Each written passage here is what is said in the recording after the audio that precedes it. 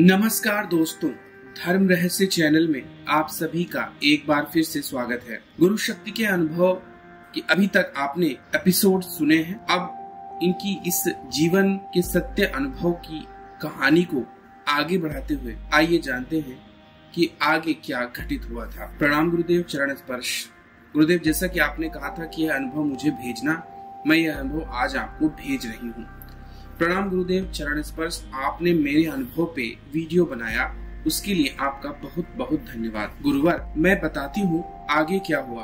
गुरुजी, जब आपका ध्यान कर रही थी तब मैंने आपसे प्रार्थना की। तब मैं ये नहीं चाहती थी कि आप सुन रहे हैं या नहीं सुन रहे हैं। बस मन में एक विश्वास था कि पृथ्वी पर सिर्फ आप ही हैं जो कोई चमत्कार कर सकते हैं। मैं आपसे उम्मीद लगाई हुई थी कि तभी 4:30 बज चुके थे और तभी मैंने मम्मी से कहा, मम्मी फोन करके पूछिए कि बच्चों को लेकर आए कि नहीं। तो मम्मी ने वापस से उस लड़के के पापा को मोबाइल पर फोन किया। तो उस लड़के की मम्मी ने फोन उठाया और बोला कि हाँ, मेरे हस्बैंड सब बच्चों को लेकर आ गए हैं और मेरा बेटा तो आके सो भी गया और बाकी बच्चों को उनके घर भी छोड़ा। तो मम्मी ने कहा, लेकिन मेरा बेटा तो घर पे नहीं आया। तो उस लड़की की मम्मी ने कहा कि आपका बेटा उन लोगों के साथ नहीं था, वो तो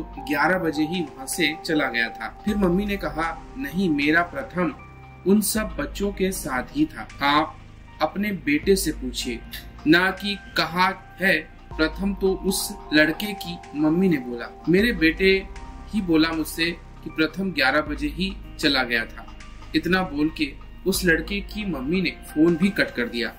तभी मेरी सास की आवाज ही गले में अटक गई। वो सामने कुछ बोल रही हैं पर कुछ कह नहीं पा रही। मैंने पूछा मम्मी से क्या हुआ।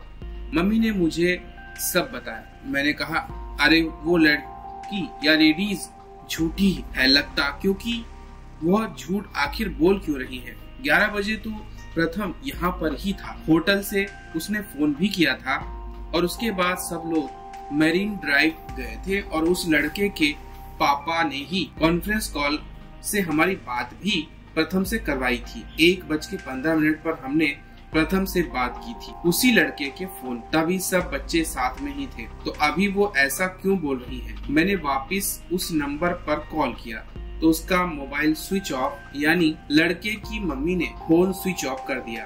अब हमें बहुत ज्यादा डर लगने लगा कि आखिर ऐसा क्या हुआ कि वह झूठ बोल रही है और फोन भी स्विच ऑफ कर दिया है। गुरुजी, मन में तरह तरह के विचार आने लगे। मन में बहुत भय लगने लगा। मम्मी ने कहा, मैं जाती हूँ पुलिस को लेके उस लड़के के घर और पता लगाती हूँ मेरे बेटे का। मैंने कहा, मम्मी अभी 4:30 हो रहे हैं, अभी आप कहाँ जाओगे उस लड़के के घर? तो हमें पता भी नहीं है कि कहाँ पर है वो। मम्मी बोली, ठीक है, संजू को लेके जाती हूँ प्रथम को ढूंढने।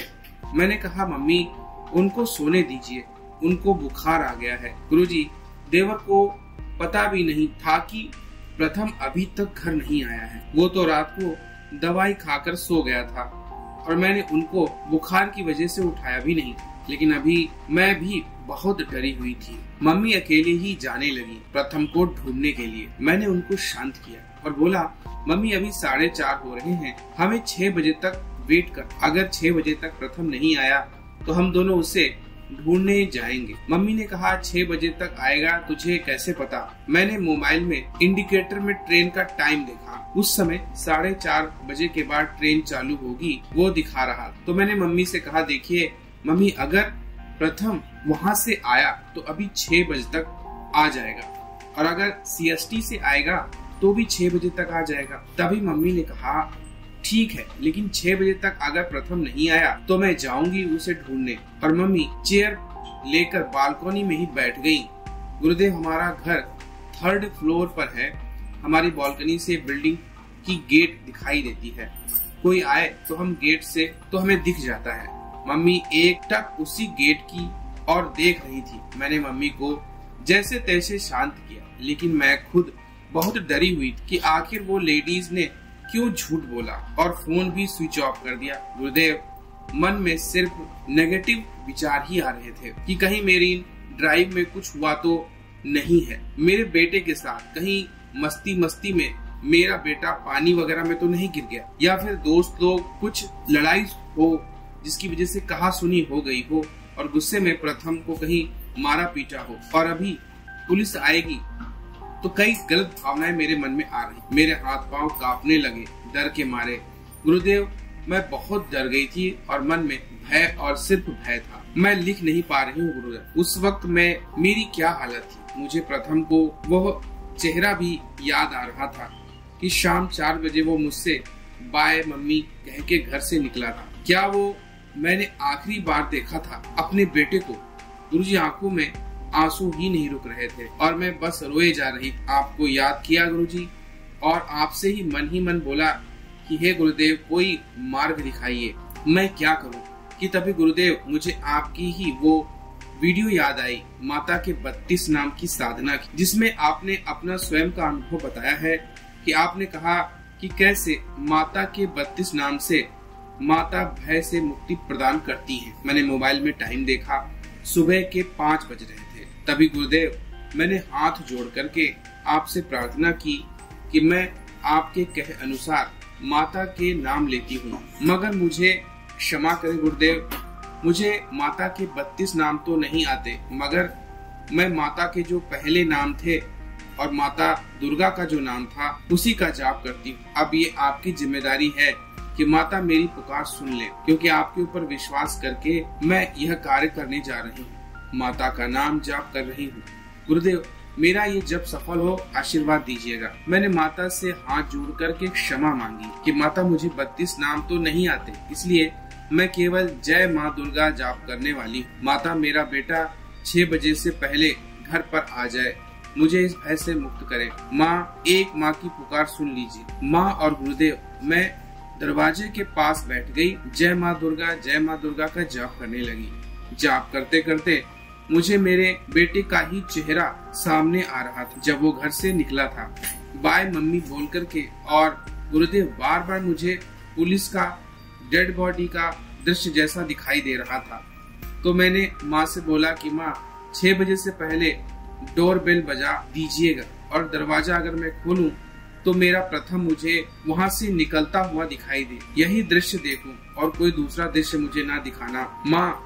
इसीलिए गुरुदेव, मेरा बेटा बहुत, उसे मैं मानती हूँ और गणपति बप्पा के अलावा गणेश चतुर्थी में 10 दिन का उपवास भी करती हूँ। 10 दिन तक चप्पल भी नहीं पहनती और बप्पा की अखंड दीप जलाती हूँ, बप्पा का जाप भी करती हूँ। मेरे मन में तभी यह ख्याल आया कि नहीं बप्पा, मेरे बेटे के साथ कुछ गलत नहीं होने देंगे, और तभी थोड़ा भय भी कम हुआ। मैंने मोबाइल में टाइम देखा, 5:45 हो रहे थे। मैंने माँ से कहा, माँ सिर्फ 15 मिनट है और 6 बजे से पहले मुझे मेरा प्रथम सही सलामत मेरे पास पहुँचा दीजिए। और फिर मैंने मोबाइल में 5:55 का टाइम हो रहा था और मेरा दिल जोर जोर से धड़कने लगा। मैंने माता का जाप को चालू रखा, तभी गुरुदेव डोरबेल बजी। मैंने तुरंत उठ के दरवाजा खोला और देखा मेरा प्रथम सुबह से जो निकला रहा था, और मैंने मोबाइल में टाइम देखा तो उस वक्त 5:58 थे गुरुजी। एक तरफ मोबाइल में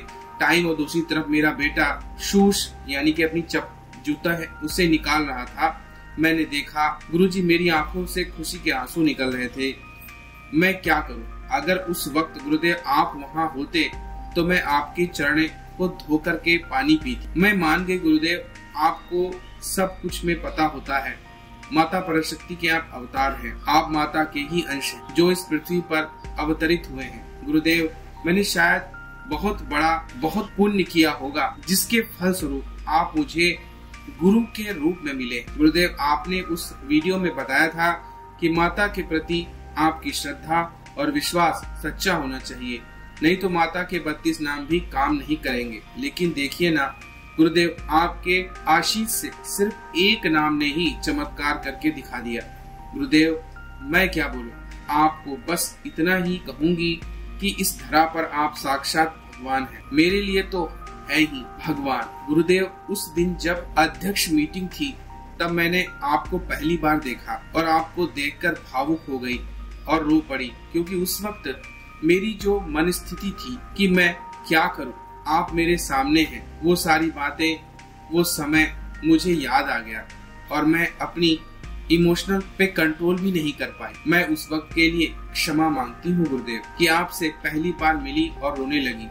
आप सच में महान है गुरुदेव, आपको कोटि कोटि वंदन। और गुरुवर, आपका ही एक और अनुभव मुझे इस गुप्त नवरात्रि में हुआ जो मैं अगले पार्ट में भेजूंगी, और यह भी बताऊंगी कि मेरे बेटे कहाँ था और कैसे घर पहुंचा।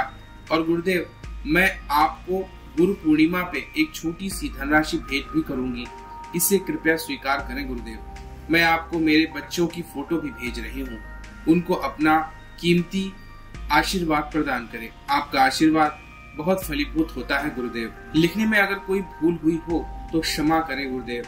जय मां पराशक्ति, जय गुरुदेव।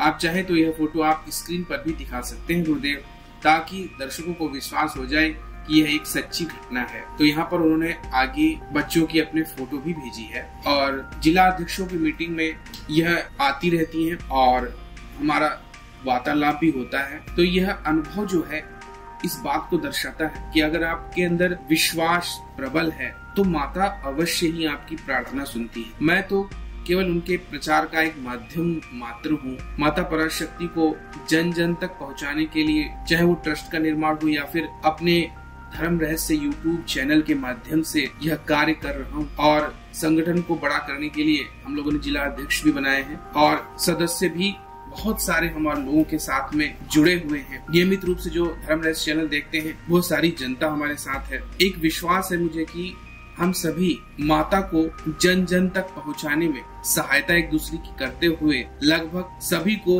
माँ के इस गोपनीय, गुप्त और परम रहस्यमयी स्वरूप को प्रत्येक व्यक्ति तक पहुंचा सकेंगे। इसी उद्देश्य से यह चैनल भी बनाया गया था, और यही मूल स्वरूप जो हमारे जीवन के अंतिम लक्ष्य मोक्ष तक हमको पहुंचा सके। और मोक्ष न सिर्फ स्वयं का हमारे लिए आवश्यक है, बल्कि जितने भी मानव योनि में कष्ट भोगने के लिए आत्माएं आई हैं वह सभी भी मुक्त हो सके। यही अनुभव इनकी श्रद्धा को दर्शाता है। जब विश्वास और श्रद्धा प्रबल होती है तो एक नाम भी माता का आपको बड़े से बड़े संकट से बचा सकता है, और इसका स्पष्ट उदाहरण आपको इस अनुभव में पता चल ही गया है। आशा करता हूँ कि आपको ये वीडियो पसंद आया होगा। अगर ये वीडियो आपको अच्छा लगा है तो लाइक करें, शेयर करें, सब्सक्राइब करें चैनल को। आप सभी का दिन मंगलमय हो।